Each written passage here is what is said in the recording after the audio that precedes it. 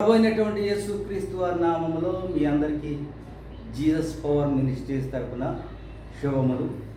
మరి యొక్క దినము వర్తమానముగా దేవుడు ఆనందించాలి. ఏ విషయాల్లో ఆనందిస్తాడు? మనం ఎంతో ఆనందపడుతున్నాం. మన కుటుంబము, మన పిల్లలు, మన బంధువులు ఈ భూమి మీద ఎంతో ఆనందంగా ఉంటున్నాం. అయితే దేవుడు ఆనందపడాలంటే మనం ఎలా ఉండాలనే విషయం మీద మనం నేర్చుకుందాం. ప్రభునందు ప్రియమైన దేవుని బిడ్డలారా, ఒక్కొక్క సమయంలో మరి నాతో ప్రభువు చెప్పారు. నాకు కుమారుడు పుడుతున్న సమయంలో మధ్యాహ్నం 3 గంటల సమయంలో కుమారుడు పుట్టాడు. అలాంటి సమయంలో అంతకుముందే దేవుడు చెప్పాడు, కుమారుడు పుడతాడు, ఆశీర్వాదం అని పేరు పెట్టమన్నాడు. ఆశీర్వాదం అని పేరు పెట్టమంటే నేనేం చేశానంటే పాల్ జాషువా, కొత్త నిబంధనలో పాలు, పాత నిబంధనలో జాషువా, వీరిద్దరు పౌలు జాషువాని నామకరణం చేశాం. కాబట్టి ఆశీర్వాదం అని దేవుడు ఆశీర్వదించినట్లుగా చూస్తున్నాం. అలాగే మరి ఆ కుమారుడు ప్రజెంట్ అమెరికాలో ఉన్నాడు. పీజీ అయిపోయింది, అది ఎంఎస్ అయిపోయింది, ఓపీటీ చేస్తున్నాడు, ఇంకా జాబ్ కోసం ప్రయత్నం చేస్తున్నాడు. కాబట్టి కుమారుని కొరకు దయచేసి మీ అందరూ ప్రార్థించాలని మనం చేస్తున్నాం. అలాగే కుమార్తె కూడా మరి పుడుతున్న సమయంలో రాత్రి 9 గంటల సమయంలో జిజ్జికానా హాస్పిటల్లో ఒక స్వరం విన్నాను. రాత్రి 9 గంటల సమయంలో నీ అరణ్య రోదన ఉల్లాసముగా మారిపోయిందని ఒక స్వరం విన్నాను ఆ గాలిలో. ఆ స్వరం విన్న వెంటనే ఆ నర్సులు, ఒక 5-6 నర్సులు జిజ్జికానాలో తల్లి పిల్ల క్షేమని ఒకరి నుంచి ఒకరు అట్లా ఆ చివరి నుంచి వాళ్ళు చెప్పుకుంటా నాతో చెప్తున్నప్పుడు చివరికి నేను విన్నాం. కాబట్టి ఆ విధంగా షారోన్ కూడా, ఆమె జాయిషి షారోన్ అరణ్య రోదన ఉల్లాసంగా మారిపోయిందని చెప్పాడు. కాబట్టి మరి హృదయానందం అని జాయిషి షారోన్ అని పేరు పెట్టాం.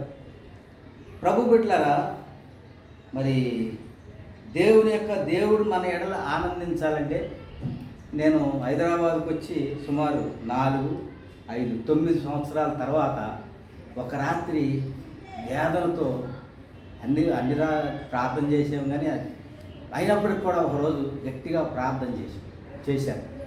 తెల్లవారే వరకు ప్రార్థన చేస్తున్న సమయంలో ఎన్నో తెల్లవారులు రాత్రులు మరి నేను తెల్లారి 6 గంటల వరకు ప్రార్థన చేసేవాడిని. ఎందుకంటే జీవన విధానం ప్రార్థన తప్ప మరి నాకు ఏమీ లేదు. ఎవరిని అడగటం, ఆశించడం కూడా, చివరికి మా అమ్మగారిని కూడా ఒక 50 రూపాయలు కూడా అడగకుండా నేను పెరిగాను. దేవుడి మీద ఆధారపడ్డాను. అయితే ఒక రాత్రి మాత్రం తీవ్రంగా ప్రార్థన చేశాను. 2 తెల్లవారి వరకు ప్రార్థన చేశాను. ఆ సమయంలో తెల్లవారుతుండగా ప్రభువు నాతో మాట్లాడాడు. ఏమని మాట్లాడంటే, ఎల్లప్పుడూ ఆనందంగా ఉండును, నీకు ఏ సమయంలో ఏది కావాలో నువ్వు అడగకపోయినను నేను నీకు ఇచ్చేదను. కాబట్టి ఎల్లప్పుడూ సంతోషంగా ఆనందంగా ఉండని దేవుడు నాతో చెప్పాడు. ప్రస్తుతం నేను నీకు ఏం తక్కువ చేశానని ఎంతగా బాధపడుతున్నావు అని అడిగి క్వశ్చన్ వేశాను. తర్వాత మరి నీకు ఈ భూమి మీద లోకంలో గొప్ప పేరు తెచ్చుకోవాలని ఆశగా ఉన్నదా అనే క్వశ్చన్కి నేను చాలా కృంగిపోయాను. అయితే మన ఏం చేయలేం, ఆయన చేతులకు సమర్పించుకోవడం తప్ప ఎల్లప్పుడూ ఆనందంగా ఉండటమే నేర్చుకున్నా. 2004 నుంచి ఇక ఆ విచారం, దిగులు అంతా లేదు. దేవుడు ఏ సమయంలో ఏది ఇస్తున్నాడో అన్ని సమయానికి అనుకూలంగా చేస్తున్నాడు. మరి ప్రభు ద్వారా మనం ఎంతగానో ఆనందపడుతున్నాం. మరి దేవుడు ఆనందపడాలంటే మనం ఏం చేయాలనేది, మనము, మన పిల్లలు, మన కుటుంబం, మన బంధువులు, మనకు కలిగిన వారు, మన రక్త సంబంధులు అందరూ కూడా దేవుడి ద్వారా ఆనందపడుతున్నాం. మరి దేవుడు మన ఎడల ఆనందపడాలంటే కొన్ని విషయాలు నేర్చుకుందాం. 20వ కీర్తనలు మొదటి నుంచి ధ్యానం చేసుకుందాం. ఆపత్కాలమందు యెహోవా నీకు ఉత్తరమిచ్చునుగాక. దావీదు దేవుని సన్నిధిలో ఎన్నో శ్రమల్లో నలిగిపోయినటువంటి దావీదుతో దేవుడు చెప్పాడు, దావీదు రాశాడు, ఆపత్కాలమందు నీకెందుకు భయం, నీకెందుకు దిగులు, నీకెందుకు విచారం, నువ్వు ఆపత్కాలమందు ప్రభువా అంటే నేను నీకు ఉత్తరం ఇస్తాను కదా అని దావీదును దేవుడు బలపరుస్తున్నాడు. నీకెందుకు దిగులు, రేపటి దినములో మరి ఏ విషయంలో కూడా దిగులు పడద్దు, నా చింత యావత్తు నా మీద వేయమని చెప్పాను కదా, నీ భారం యెహోవా మీద మోపు, ఆయనే నిన్ను ఆదుకుంటాడని, నీ చింత యావత్తు నీ దిగులంతా కూడా ఆయన మీద పడవేసి నువ్వు సంతోషంగా ఉండమని దేవుడు సెలవిచ్చాడు. ఆపత్కాలం వస్తే, శ్రమ వస్తే నేను నీకు ఉత్తరం ఇస్తాను, యాకోబు దేవుని నామము నిన్ను ఉద్ధరించునుగాక. ఆయన ఉత్తరం ఇవ్వటమే కాదు, ఆయన ఉద్ధరిస్తాడు. ఆయన నీ దగ్గరకు వచ్చి నిన్ను మరి ఆనందపరుస్తాడు. ఉత్తరం ఇచ్చునుగాక. మరి 2వ వచనం, పరిశుద్ధ స్థలంలో నుండి ఆయన నీకు సహాయం చేయనుగాక. నువ్వు భయపడాల్సిన పని లేదు, దిగులు పడాల్సిన పని లేదు. ఆయన నీకు మరి యెహోవా సఫలపరుస్తాడు, మరి ఉద్ధరిస్తాడు. ఆయన నీకు ఎక్కడి నుంచి సహాయం చేస్తాడంటే పరిశుద్ధ గని, దేవుడికి ఒక గని ఉంది, ధన గని, అది పరిశుద్ధ స్థలంలో నుండి ఆయన నీకు సహాయం చేస్తాడు. చాలాసార్లు దావీదు, కొండల తట్టు నా కన్నులెత్తుతున్నాను, నాకు సహాయం ఎక్కడ నుండి వచ్చును, ఎవరు ఏ సహాయం రాదు, యెహోవా వల్లనే నాకు సహాయం కలుగును. ఆయనే భూమి ఆకాశం కలుగజేసిన దేవుడని తాను మరి దేవుని ద్వారా దేవుడు చెప్పిన మాటలను బట్టి ఆయన ధైర్యపడినట్లుగా చూస్తున్నాం.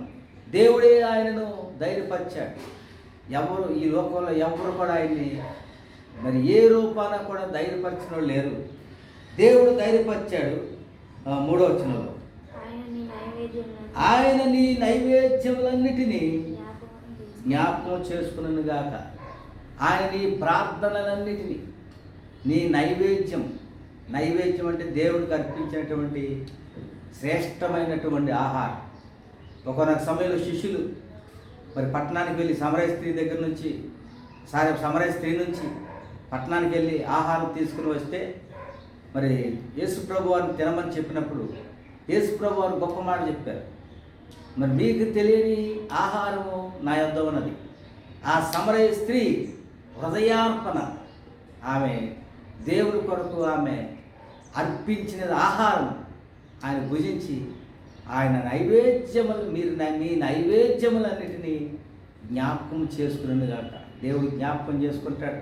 ఎందుకంటే నీవు నడిచినటువంటి పరిస్థితులను బట్టి, నువ్వు రక్షించబడిన విధానాన్ని బట్టి ఆయన జ్ఞాపకం చేసుకుంటాడు, సఫలపరుస్తాడు, ఉద్ధరిస్తాడు, సహాయం చేస్తాడు.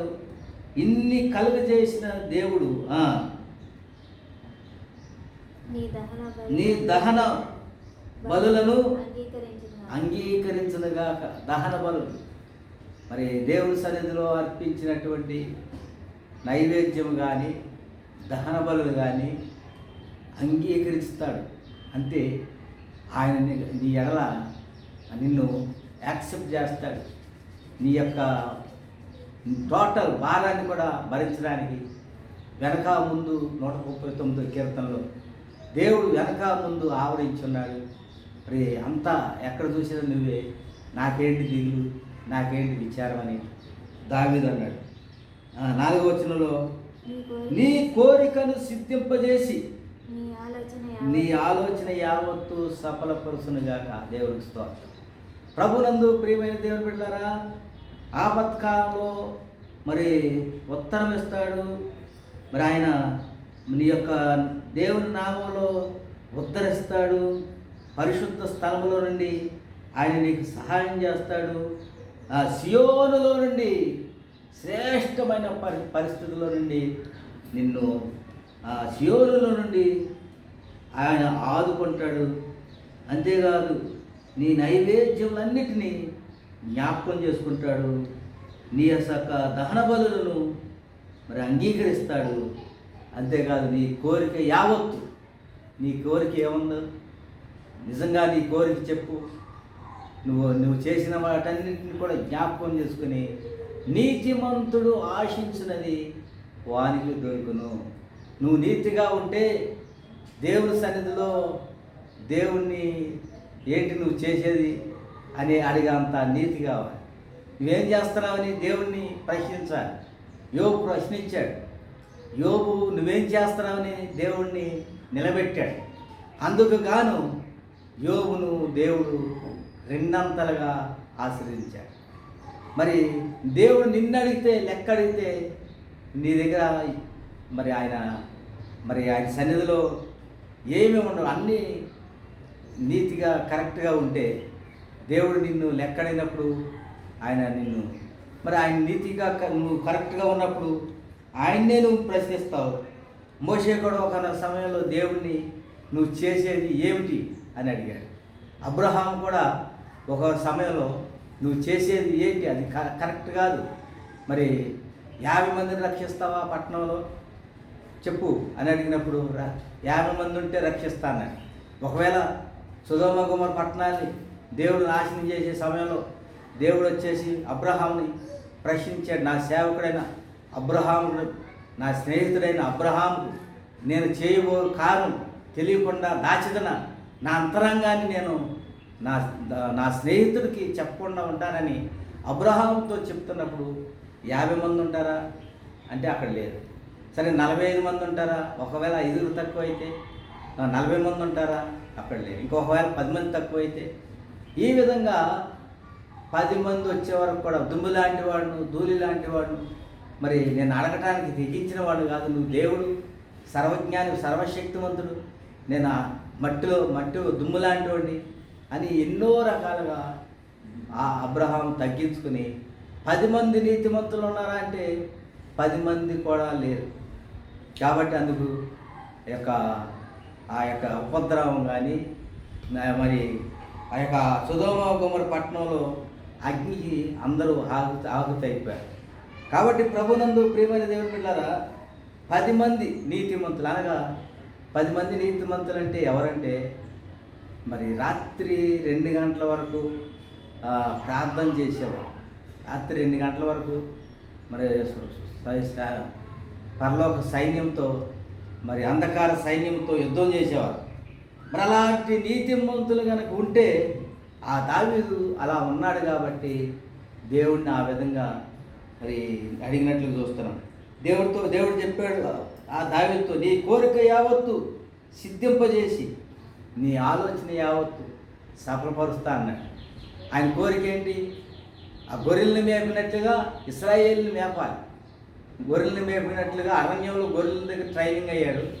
మరి తర్వాత దేవుడి యొక్క అనుగ్రహం ప్రకారం మరి సమూయేలు చేత అభిషేకించబడి ఆ తర్వాత కొన్ని సంవత్సరాలకి 7 సంవత్సరాలు హెబ్రోన్ వెళ్ళాడు. తర్వాత 40 సంవత్సరాలు ఇశ్రాయేల్ దేశాన్నే నాకు మొత్తం ఇశ్రాయేల్ 12 గోత్రాలని నేను ఏలాలి ప్రభు అని ఆయన కోరుకుంది. అయితే నీతిమంతుడిగా ఉన్నాడు కాబట్టి, దేవునికి నైవేద్యంగా అర్పించాడు కాబట్టి, సీయోనులో నుండి ఆయన సఫలపరిచాడు కాబట్టి, నా యొక్క పరిశుద్ధ స్థలంలో నుండి ఆయనకు మరి ఆయన కోరిక సఫలం చేసినట్లుగా చూస్తున్నాం. నీ కోరిక యావత్తు సిద్ధింపజేసి నీ ఆలోచన యావత్తు సఫలపరచునుగాక. తర్వాత యెహోవా నీ రక్షణను బట్టి మేము జయోత్సాహము చేస్తున్నాము. దేవుని స్తోత్రం. దేవుడిచ్చినటువంటి అభయము, దేవుని యొక్క సన్నిధి, దేవుని యొక్క రక్షణ, యెహోవా నీవు మాకు ఇచ్చినటువంటి రక్షణను బట్టి ఆయన మరి ఏమిచ్చాడో దానిని బట్టి నువ్వు ఏం చేయాలంటే, అసలు దేవుని దగ్గర నుంచి ఏం పొందుకున్నావు ఒక ప్రశ్న వేసుకో. దేవుని ద్వారా నాకు తెలియని మరి పొందిన వారికే తప్ప, మరి ప్రకటన గ్రంథం 1, 2, 3 అధ్యాయాల్లో దేవుడు చాలాసార్లు చెప్తాడు 7 సంఘాలతో, పొందిన వారికి తప్ప మరి ఎవరికి తెలియదు. చెప్పశక్యము కానటువంటి మహిమ కలిగిన ఐశ్వర్యం నువ్వు కనుక పొందితే నువ్వు ఆనందిస్తావు. ఎంతగా ఆనందిస్తావు అంటే ఆ చెప్పశక్యముగానటువంటి ఆనందం అది లోపల అంతరంగ నాళాల్లోంచి, రక్తంలో నుంచి, మూలుగులో నుంచి నువ్వు దేవునిలో ఆనందిస్తావు, దేవునిలో సంతోషపడతావు. కాబట్టి యెహోవా నీ నామమును బట్టి మేము జయోత్సాహము చేస్తున్నాం. మీరిచ్చిన రక్షణను బట్టి మేము జయోత్సాహం అంటే జయోత్సాహం అంటే ఒక పట్టణాన్ని జయించిన వారు, ఒక దేశాన్ని జయించిన వారు ఎంత ఉత్సాహం చేస్తారో అలాంటి ఉత్సాహమును కలిగి ఉంటారు. తర్వాత మా దేవుని నామమును బట్టి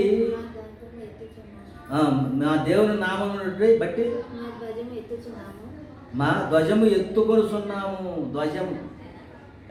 మీ యొక్క ధ్వజము సిలువ. మా దేవుని నామమును బట్టి ఆ ధ్వజము ఎత్తుకొనుచున్నాము. భారము, బాధ్యత, దేవుని విషయాల్లో శ్రద్ధ, ఆసక్తి, ఒక నిర్ణయం. దేవుని కొరకు నేనేం చేయాలి, దేవుడు నా ఎడల సమస్తం చేశాడు, దేవుని కొరకు నేనేం చేయాలి, ధ్వజం ఎత్తుకొనుచున్నాము. నీ ప్రార్థనలన్నీ యెహోవా సఫలపరచునుగాక. అంత బాధ్యత తీసుకుంటే దేవుడు అంటాడు, నీ విషయంలోనే కదా నేను దీర్ఘశాంతం చూపుతున్నానని అంటాడు. నీ ప్రార్థనలన్నీ యెహోవా సఫలపరచును. యెహోవా తన అభిషక్తిని రక్షించునని నాకు ఇప్పుడు తెలియను. కాబట్టి దేవుడు తన అభిషక్తిని, తను ఎవరినైతే అభిషేకం చేశాడో వారిని రక్షించునని నాకిప్పుడు తెలియను. రక్షణార్థమైన తన దక్షిణ బలము హస్తబలము చూపును. తన దక్షిణ హస్తబలము చూపును. తన పరిశుద్ధ ఆకాశములో నుండి అతను దేవుడు తన దక్షిణ బలం బట్టి ఆయన తన పరిశుద్ధ స్థలములో నుండి, పరిశుద్ధ ఆకాశంలో నుండి, సియోనులో నుండి ఇలాంటి శ్రేష్టమైనటువంటి దాచి ఉంచినటువంటి ధనాగారములో నుండి, తన పరిశుద్ధ స్థలములో నుండి అట్టి వారికి అలాంటి మహిమైశ్వర్యం పొందిన వారికి తప్ప ఎవరికి తెలియదు. అందుకే దావీదు అంటాడు, కొందరు రథములను బట్టి అతిశయపడతారు, కొందరు గుర్రములను బట్టి అతిశయపడతారు, మనమైతే మన దేవుడైన యెహోవా నామమును బట్టి అతిశయపడదుము.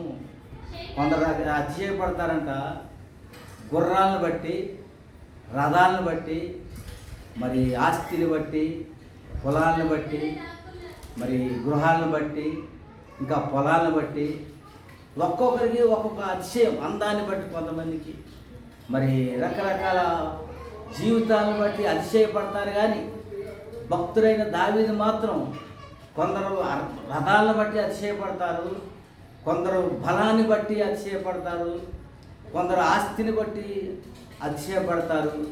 మనమైతే మన దేవుడైన యెహోవా నామమును బట్టి, అందుకే యెహోవా దేవుడిగా గల జనులు ధన్యులు. ఎవరు ధన్యులంటే ఈ భూమి మీద పెద్ద చదువుకున్నవారు కాదు, మరి అందరికంటే ఎవరు ధన్యులంటే దేవుని యొక్క ఆ యొక్క యెహోవా దేవుడిగా గల జనులు ధన్యులు. కాబట్టి మనమైతే మన దేవుడైనా యెహోవాను బట్టి అతిశయపడదు. అక్కడ ఒక చోట మేకా 4వ అధ్యాయం 5వ వచనంలో ఏముంది? సకల జనములు ప్రపంచమంతా తమ తమ దేవతల నామాన్ని బట్టి స్మరిస్తూ నడుచుకుందురు. మనమైతే మన దేవుడైనా యెహోవా నామమును బట్టి స్మరించుకొస్తూ నడుచుకుందాం. మనం ఎల్లప్పుడూ ఎవరి నామం స్మరించాలంటే దేవుని నామం, యేసు. చాలామంది మరి వారు నడుచుకుంటూ వాళ్ళు మరి ధ్యానం చేస్తూ వెళ్తారు, స్మరించుకుంటూ వెళ్తారు. మనమైతే ప్రపంచంలో దేవుడు ఎన్నుకున్నది ఏంటంటే మన దేవుడైన యెహోవా నామమును స్మరించుకొనుచు నడుచుకుందాం. ఒక సమయంలో హైదరాబాద్ వచ్చిన కొత్తలో ఉస్మానియా యూనివర్సిటీలో ఠాగూర్ ఆడిటోరియం వెనకాల నాకు గృహం లేక ఒక బండ మీద కొనుక్కున్నా. రాత్రి కూడా పగలగా కాదు, రాత్రి కూడా ఎవరు ఆదరించేవారు లేరు, ఎవరు గృహాన్ని ఇల్లు అద్దె కట్టే స్థితి లేదు. మరి హాస్టల్ రూమ్లో నైట్ ఉందామని అనుకున్నాను. కొన్నిసార్లు ఎంతకాలం ఉంటే సరిపోతుందని అడవిలోనే ఉన్నాను. అడవిలో పడుకుంటే ఆ అడవి శక్తి వచ్చి మీద అలా కూర్చుని తొక్కేస్తాను. ఊపిరాడతలు కళ్ళు తెరిచే ఉన్నాను, ఊపిరాడతల. అలాంటి సమయంలో ఆ లోపల నుంచి నా హృదయంలో నుండి యేసు యేసు యేసు అని అంటారు. అప్పుడు ఆ ఒక స్వరం వినిపిస్తుంది, నోటితో ఉచ్చరించు, అను యేసు యేసు అను అంటే నేను ఇక యేసు యేసు యేసు అంటే ఆ అడవి శక్తి మెల్లిగా లేచిపోయి మళ్ళా గట్టిగా కూర్చి ఊపిరాడిపోతే మళ్ళా లోపల నుంచి యేసు యేసు యేసు అను అని ఒక స్వరం వినిపిస్తుంది. నా నోటితో యేసు యేసు యేసు అని బిగ్గరగా అన్నప్పుడు అది లేచి వెళ్ళిపోయి అట్లా 2-3 సార్లు జరిగింది. తర్వాత అది అసలు అడవి శక్తే రావటం మానేసింది. ఇంట్లో నిద్రపోయిన దినాలు మరి అట్లా నిద్రపోతేనే కానీ మనశ్శాంతి ఉండేది కాదు. కాబట్టి ప్రభునందు ప్రియమైన దేవుడి గారా, మన ప్రభు నామము గొప్పదనమాట. యేసు నువ్వు ఎన్నిసార్లు ఉచ్చరిస్తే అన్నిసార్లు మంచిది. యేసు నామంలో ఏముంది? శక్తి ఉంది. ఏమని ఉచ్చరించాలి? ఆపద వచ్చినప్పుడు ఏమని ఉచ్చరించాలి? మరి పరిస్థితులు బాగినప్పుడు ఏమని ఉచ్చరించాలి? మన యెహోవా నామాన్ని ఉచ్చరించాలి. అలాంటి వారు కొందరు రథాలను బట్టి అతిశయపడతారు, కొందరు గుర్రాలను బట్టి అతిశయపడతారు. మనమైతే ఎవరి యందు అతిశయపడాలి? మరి పరిశుద్ధ దినాన్ని చక్కగా పాటించాలి. మనుషుల కొరకు కాదు. మనం ఆశీర్వదించబడాలంటే దేవుల్లో ఆ సమయాన్ని పాటించాలి. కాబట్టి మరి 147 కీర్తన దేవుడు ఎవరి విషయాల్లో ఆనందపడతాడంటే 11వ వచనంలో 147 కీర్తన 11వ వచనంలో చూడండి. తన యందు భయభక్తులు గల వారి యందు, తన కృప కొరకు కనిపెట్టుకుని వారి యందు యెహోవా ఆనందించును. దేవునికి స్తోత్రం. దేవుడు ఎవరి విషయాల్లో ఆనందపడతాడంటే దేవుని యందు భయము 1, దేవుని యందు భక్తి 2, దేవుని కొరకు కృప కొరకు కనిపెట్టాలి. దేవుని కృప కొరకు కనిపెడతావంటే మరి ఉపవాసం ఉంటావు, తీర్మానాలు చేస్తావు. దేవుడి భయం ఉంటే కనిపెడతావు, దేవుని యందు భక్తి ఉంటే కనిపెడతావు. దేవుని కృప కొరకు కనిపెడితే దేవుడు నిన్ను సిగ్గుపరచడు, అవమానపరచడు. ఆయన తలగా ఉంచుతాడు కానీ తోకగా ఉండదు. లేదు అప్పు ఇచ్చేవాడిగా చేస్తాడు కానీ అప్పు తీసుకునేవాడిగా చేయడు. ప్రభునందు ఈ రహస్యం తెలియక చెప్పుకునేదేమో గొప్ప స్థితిలో ఉండాలని చెప్పుకోవడం. అందరూ ఏం చేస్తున్నారు? ఎవరు టీలు ఇప్పిస్తారా, ఎవరు టిఫిన్లు ఇప్పిస్తారా? ఇక జీవితాంతం నువ్వు చెప్పుకునేదేమో పెద్ద స్థితిలో ఉండాలని చెప్పుకుంటావు. నువ్వు చేసేయేమో ఇతరుల మీద ఆధారపడతావు, శరీరాలను ఆధారం చేసుకుంటావు. నేను ఎందుకు వేరే ఒకరు సొమ్ము తినాలి, వేరే ఒకరి మీద ఎందుకు డిపెండ్ అవ్వాలని ఆ రోషం నీ దగ్గర లేదు. కాబట్టి మరి కొందరు రథాలు బట్టి గుర్రాలను బట్టి అతిశయపడతారు. మనమైతే మన దేవుడు ఏదైనా యెహోవా యందు అతిశయపడతాం, దేవుల్లో అతిశయపడాలి. పౌలు అన్నాడు, నా అతిశయం నీవే అన్నాడు. కాబట్టి మరి తన యందు దేవుని యందు భయభక్తులు గల వారి యందు, దేవుని కృప కొరకు కనిపెట్టు వారి యందు యెహోవా ఎవరి విషయాల్లో ఆనందించువాడై ఉన్నాడు. మరొక మాట ఇర్మియా రాసిన గ్రంథంలో అక్కడ 9వ అధ్యాయం అన్నమాట. దేవుడు ఏ విషయంలో ఆనందపడతాడో చూద్దాం. ఇర్మియా రాసిన గ్రంథం 9వ అధ్యాయం. నరులను ఆధారం చేసుకోవడం కాదు, శరీరాలను ఆధారం చేసుకోవడం కాదు. 9వ అధ్యాయము 28వ వచనం. యెహోవా ఎలాగ సెలవిస్తున్నాడు?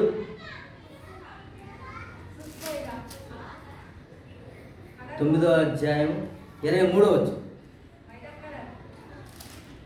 చూసారా? యెహోవా ఎలాగ సెలవిస్తున్నాడు? జ్ఞాని తన జ్ఞానమును బట్టి, జ్ఞాని తన జ్ఞానమును బట్టి, శూరుడు తన శౌర్యమును బట్టి అతిశయపడును. జ్ఞాని అతిశయపడతాడు. ఒక జ్ఞాని ఒక అతన్ని అడిగాడు, మరి ఒక పడవ దాటాల్సి వచ్చినప్పుడు అవతాలికి వెళ్ళే సమయంలో ఆ పడవ నడిపే అతన్ని అడిగాడు జ్ఞాని. బల్లకట్టు పొలం పడవ మీద ఉంది. ఏమడిగాడంటే, నువ్వు ఆ శాస్త్రం వచ్చా, జ్ఞానం వచ్చా, ఆ శాస్త్రం వచ్చా, ఈ శాస్త్రం వచ్చా, మరి సాంఘిక శాస్త్రం వచ్చా, సోషల్ సైన్స్ వచ్చా, ఎన్నో అడిగితే నాకు ఏది రాదని, నాకు ఒక పడవ నడపడం తప్ప ఏది రాదని, నాకు అదొచ్చు ఇదొచ్చు అదని మధ్యలోకి వెళ్ళేదాకా చెప్పాడు. మధ్యలోకి వెళ్ళిన తర్వాత ఆ పడవలోకి నీరు ప్రవేశించి మునిగిపోయే సమయంలో అప్పుడు జ్ఞానాన్ని ఎలాగో మరి ఇలా మునిగిపోతుంది, ఎలా మరి ఎట్లా రక్షించబడాలంటే, మరి ఆ శాస్త్రం నీకు తెలియదు, నీ జ్ఞానం తెలుసు, మరి నేను ఆ ప్రక్కకి చేరుకోగలను అన్నాడు. కాబట్టి జ్ఞాని తన జ్ఞానం బట్టి, శూరుడు తన శౌర్యమును బట్టి అతిశయించబడును. ఐశ్వర్యవంతుడు తన ఐశ్వర్యం బట్టి అతిశయింపకూడదు. అతిశయించువాడు దేనిని బట్టి అతిశయింపవలనగా, భూమి మీద కృప చూపుచు నీతి న్యాయములు జరిగించుతున్న యెహోవాను నేనే అని పరిశీలనగా గ్రహించి. చూసారా ఎంత గొప్ప మాట! మరి ఎవరి యందు అతిశయించాలంటే, అతిశయించువాడు దేనిని బట్టి అతిశయించాలంటే, మరి భూమి మీద కృప చూపిస్తున్నాడు దేవుడు. మరి వర్షాలు వస్తే, కొన్ని దినాల వర్షాలు వస్తే దేవుడు కృప చూపిస్తాడు.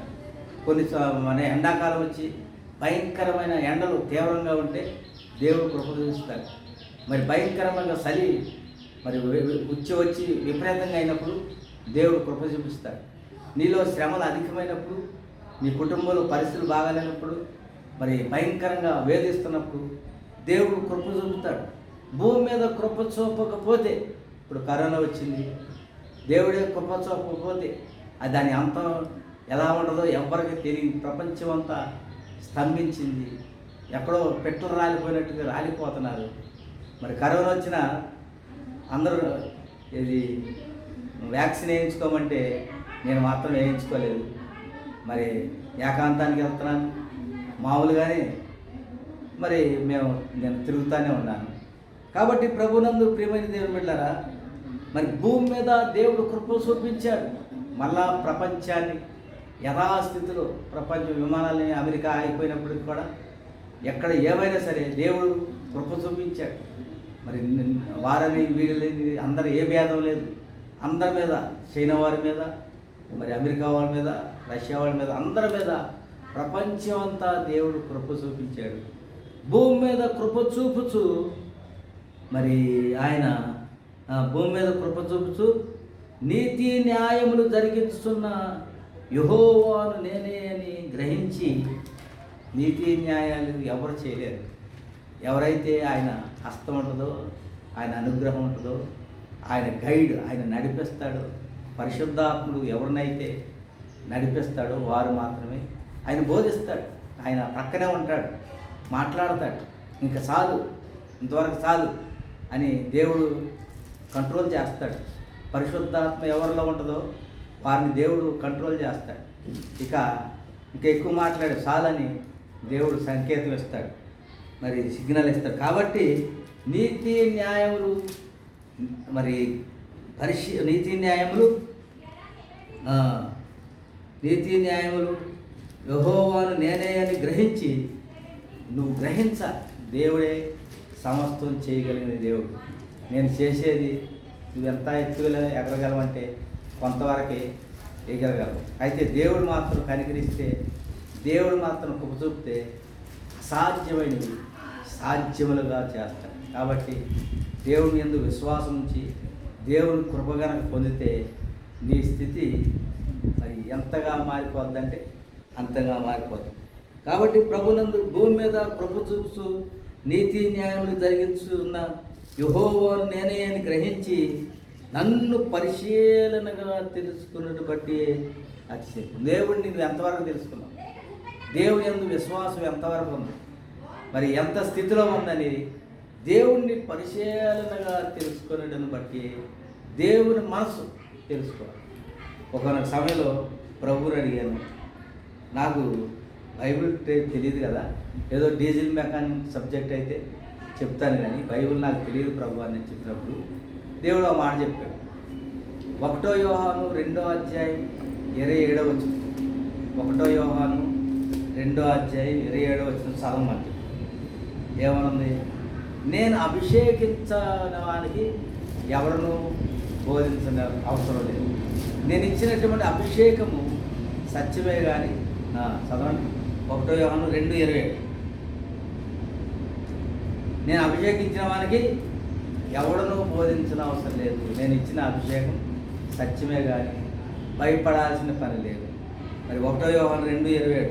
కాబట్టి ప్రభునందు ప్రియమైన దేవుని బిడ్డలారా, దేవుడు బోధిస్తాడు. నీతి న్యాయములు నేనే అని గ్రహించి పరిశీలనగా తెలుసుకున్నట్టును బట్టి అతిశయించాలి. అట్టివారిలో నేను ఆనందించు దేవుడినై ఉన్నాను. ఎట్టివారులు అంటే దేవుణ్ణి గ్రహించడం, దేవుణ్ణి పరిశీలనగా తెలుసుకోవడం, నీతి న్యాయాలు మరి దేవుడే, మరి భూమి మీద కృప చూపించే దేవుడు, సమస్తం చేయగలిగిన సర్వాధికారి అయిన దేవుడని నువ్వు గ్రహించి పరిశీలనగా ఆయన మనసును తెలుసుకుంటే, మరి ఆది కాలం నుంచి ప్రకటన గ్రంథం వరకు దేవుడు మరి చదువు ఒక చెట్టు కింద వెళ్ళి యూనివర్సిటీలో నా మనసు ఏంటో నేను నీకు తెలుస్తుందని. దేవుని మనసు, ఈ బైబిల్ గ్రంథం అంతా దేవుని మనసు. అది మనం దాన్ని పరిశీలనగా అది నీతి న్యాయాలు నేర్పుతుంది. నీతి న్యాయాలంటే ఆ నీతి న్యాయాలు ఒక్కొక్క సమయంలో భూమికి స్తంభాలు, నీతి న్యాయములు. అంతేకాదు ఆయన పరలోక రాజ్యంలో భూమికి నీతి న్యాయములు 2 స్తంభాలు, పరలోక రాజ్యంలో నీతి న్యాయాలు ఆయన సింహాసనానికి ఆధారం. కాబట్టి ఒక భూమి మీద నీతి న్యాయాల స్తంభం మీద కట్టబడినటువంటి ఈ భూమి ధ్వంసం అయిపోయింది. నీతి న్యాయాలు లేవు ఇక్కడ, అంతా అన్యాయం. ఎక్కడ చూసినా సరే అది స్టార్ట్ అయితే ప్రతి కూడా అన్యాయం. నీతి న్యాయాలు దేవుని దూతల సమూహం ధ్వంసం అయిపోయింది. మరి నీతి న్యాయాలు జరిగించున్న దేవుడు ఎవరంటే నీతి న్యాయాల సింహాసనం మీద కూర్చున్నటువంటి దేవుడు. చూసారా 1 యోహాను 2:27.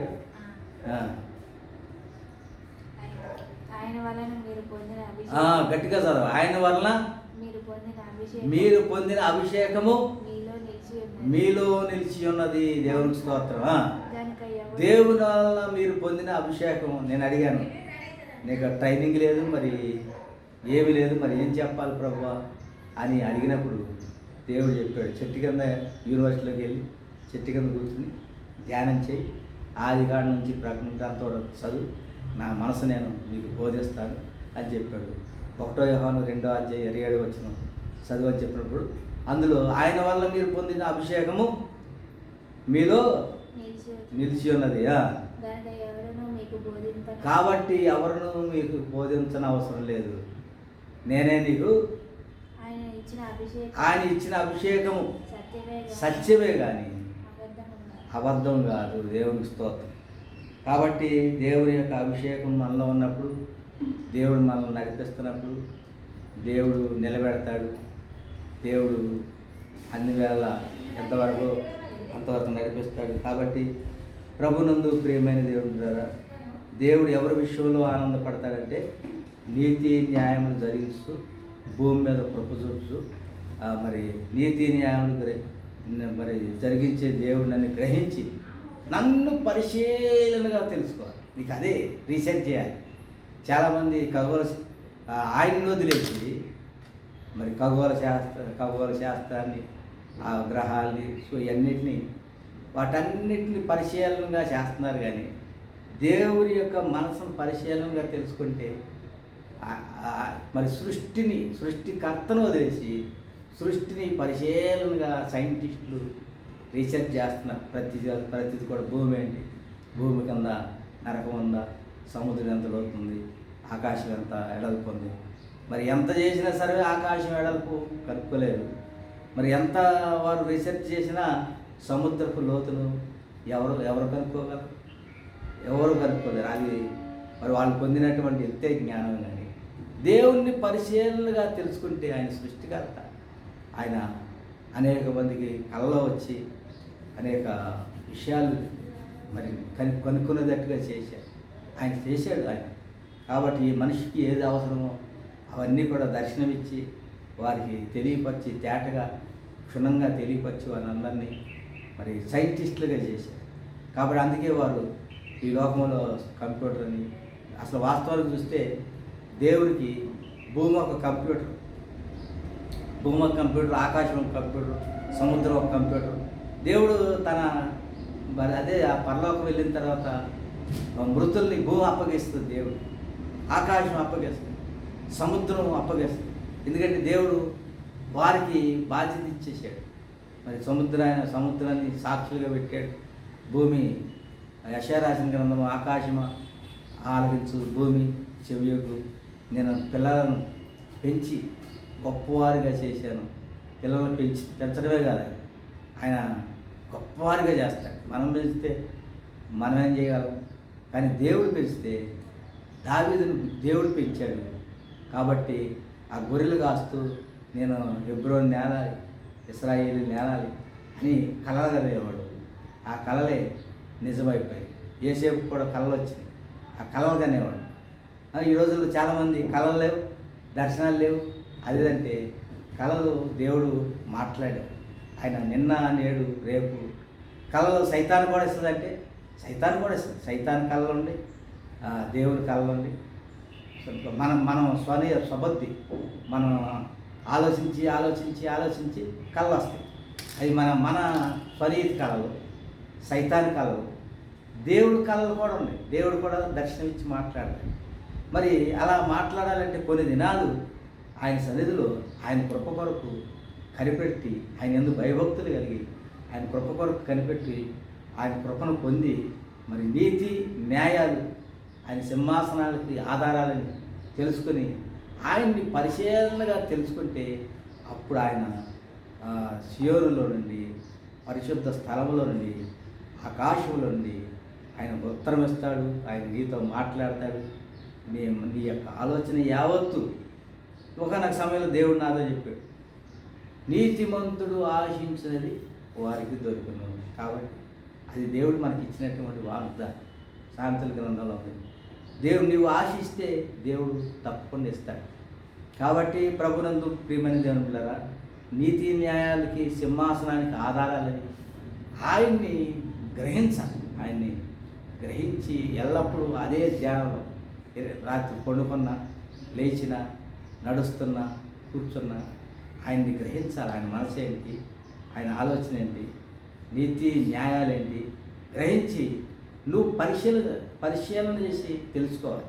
అప్పుడు ఆయన ఏంటో, ఆయన ప్రభావం ఏంటో దేవుడు నీకు కలగజేస్తాడు, నీకు దయచేస్తాడు, నిన్ను నడిపిస్తాడు.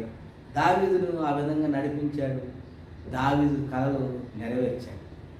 నేను హైదరాబాద్ రావటం మా ఇంటి వాళ్ళు ఎవరో రాలేదు, అన్నదమ్ములు ఎవరు లేరు ఇక్కడ. దేవుడి మాట ప్రకారం హైదరాబాద్కి వెళ్ళు, 3వ నెంబర్ బస్సు ఎక్కువ అన్నాడు. ఆ విధంగా 3వ నెంబర్ బస్సు ఎక్కాం. ఇక్కడ యూనివర్సిటీలో, అది స్టేట్లోనే పెద్ద యూనివర్సిటీ అన్నాడు. అక్కడ ఇవన్నీ నాకేం తెలియదు. మా వాళ్ళు ఎవరో ఎక్కడెక్కడ ఉన్నారు కదా, వాళ్ళ దగ్గరికి వెళ్ళలేదు. మరి ఆయన చెప్పిన చోటుకి వెళ్ళాం. కొన్ని సంవత్సరాలు మరి మొదటగా ఉండడానికి చాలా కష్టమైంది. అమ్మ అన్నదమ్ముల్ని వదిలేసి, బంధువుల్ని, రక్త సంబంధం ఉండలేక వారానికి ఒకసారి వెళ్ళిపోయేవాడు. విజయవాడకి వెళ్ళిపోయి వారానికి ఒకసారి వెళ్ళి కొన్నిసార్లు మళ్ళీ ఐటీ ఇన్స్ట్రక్టర్ కూడా జాయిన్ అయ్యాను. అలాంటప్పుడు దేవుడు నాతో మాట్లాడి నేను నిన్ను కొన్ని హెచ్చరికలు దేవుడు కలగజేసి కొన్ని విధాలుగా బలపరిచి నీతో ఉంటాను, మరి నిన్ను విడిచిపెట్టనని దేవుడు ఎన్నో రకాలుగా వాగ్దానం చేశాడు. దేవుడు నిలబెట్టాడు, దేవుడు తృప్తిపరిచాడు, దేవుడు బలపరిచాడు.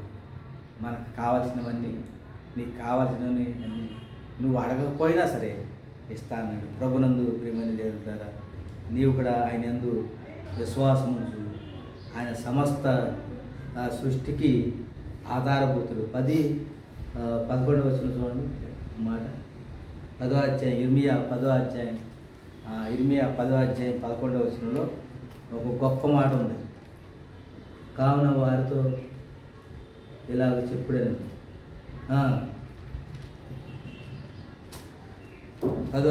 ఇర్మియా రాసిన గ్రంథం 10వ అధ్యాయం 11వ వచనం 11, 12 వచనాలు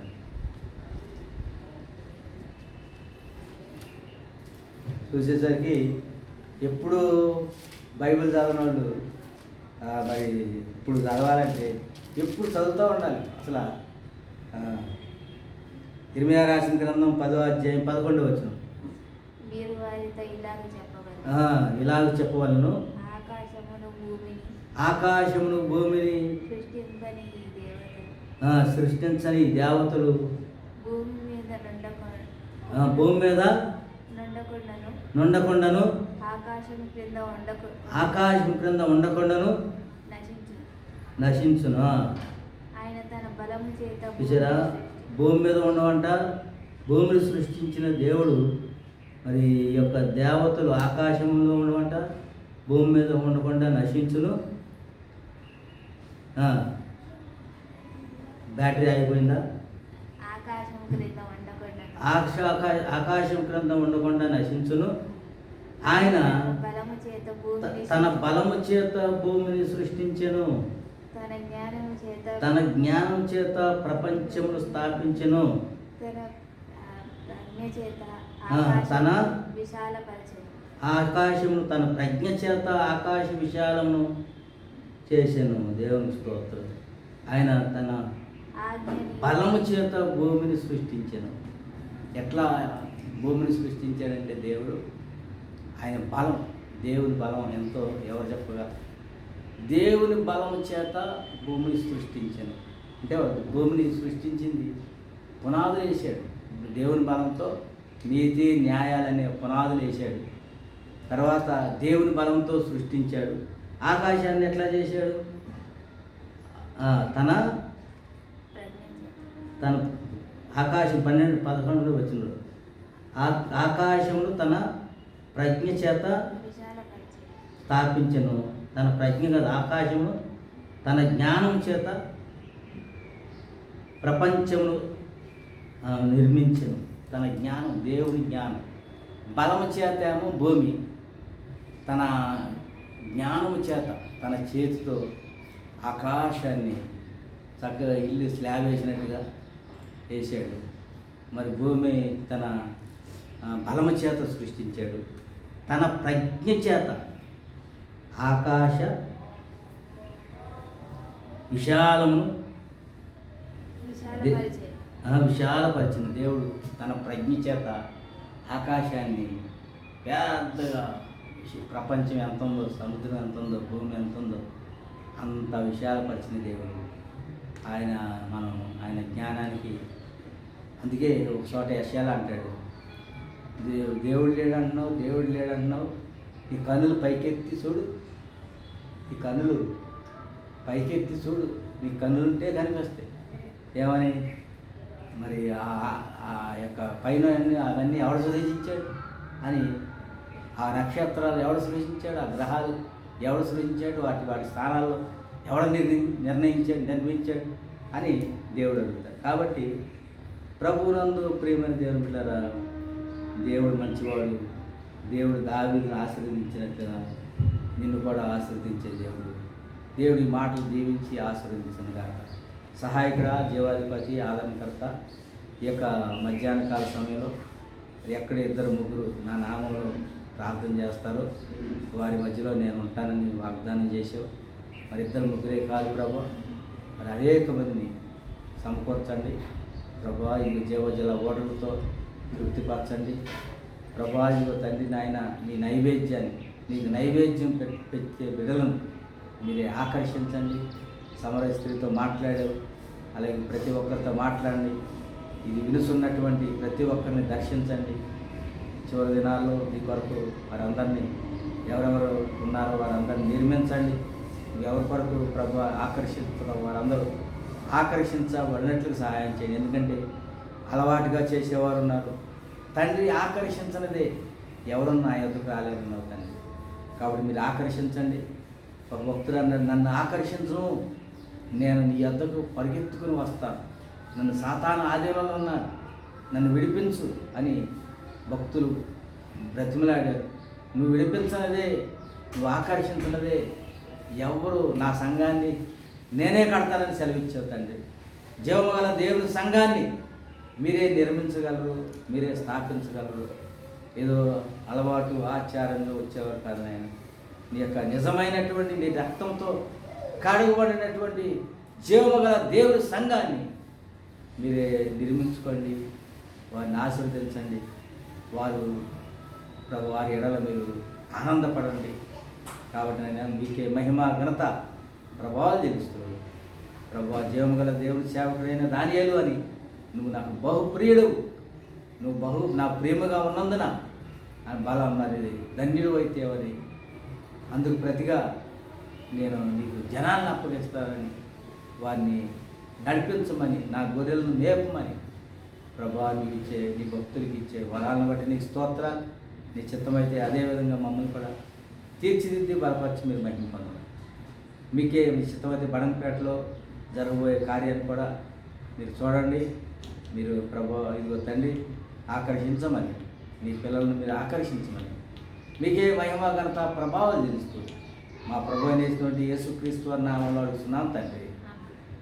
ప్రభు ఇదిగో పరలోకమందున్న మా తండ్రి, నీ నామం పరిశుద్ధపరచమను గాక, నీ రాజ్యం మాకు వచ్చును గాక, నీ చిత్తం పరలోకమందు నెరవేరినట్లు భూమి అందు నెరవేరును గాక. నేడు మాకు అనుదిన ఆహారం మాకు దయచేయండి. మా ఎడల అపరాధమును మా యొక్క క్షమించినట్లు మేము నాయన మమ్మల్ని క్షమించినట్లు మమ్మల్ని కూడా క్షమించండి. ఇదిగో రాజ్యము, బలము, శక్తి, మహిమ నీవై ఉన్నావు తండ్రి. ఆమె మా ప్రభు అయినటువంటి యేసుక్రీస్తు వారి యొక్క కృప, తండ్రి యొక్క ప్రేమ, పరిశుద్ధాత్మ యొక్క సహవాసం ఇప్పుడు ఎల్లప్పుడూ మనందరికీ సదాకాలం తోడైండి నడిపించను గాక. ఆమేన్, ఆమేన్, ఆమేన్. అందరికీ ప్రభు అయినటువంటి యేసుక్రీస్తు నామములో వందనాలు.